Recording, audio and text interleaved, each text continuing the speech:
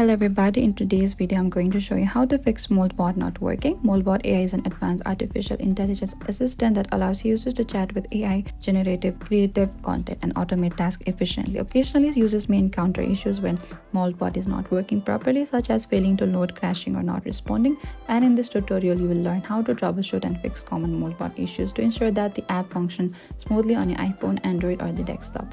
First, make sure to check your internet connection. Ensure your device is connected to a stable Wi-Fi or the mobile data network. You can go to your notifications and check for it. A weak or unstable internet connection is one of the most common causes for the Moltbot not working. You can also restart the app and the device. Once you open to the Moltbot, you can simply close it, and restarting clears temporary glitches in the app or the device memory and refreshes network connection as well. And after that, you can open Moltbot AI again and try using it and update the Moltbot AI. You can go to your App Store or the Play Store and find your Moltbot and tap update if there's a newer version is available. Using the latest version ensures that any bugs or performance issues are fixed. And that is it. And by following this step, you can resolve most common problems and continue using Moltbot AI chat and drawing feature efficiently. If you have any trouble or confusion, please comment down below and we will reach out to you very soon.